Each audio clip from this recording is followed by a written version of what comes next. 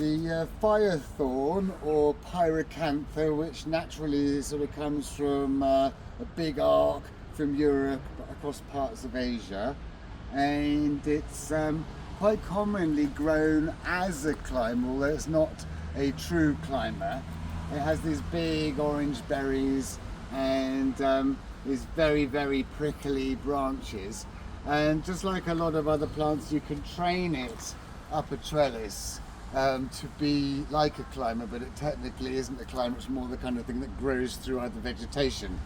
Now, this plant, the thorns on it are really quite dangerous. See, it's often sold as like a security measure. You can see this long stem here with a little thorn on the end, but as the plant ages, this just becomes an enormous thorn which just keeps on growing.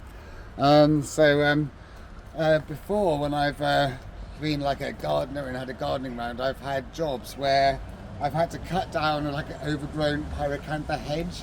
Where one case there was a garden the other side from my customer, and his side hadn't been cut at all, and their side had, and it literally went back about 20 feet into his garden with huge, great trunks like this, massive thorns like that. I had horrible injuries, even though I had gardening gloves from doing it, and they are quite a job to cut.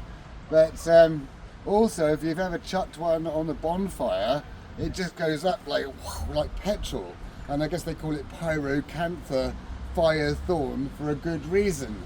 So yeah, a fire risk and risk of injury, and if they get out of control, they are a total nightmare to prune.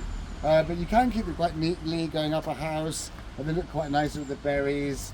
They'll grow in semi-shades. They're very easy to grow, but of course if you let them get out of control, then they're a nightmare. You can see here it's not been tied up and it's flopping already, and yes, it's so easy to get caught by these prickles. They are nasty, and the further down you go, the bigger the prickles get.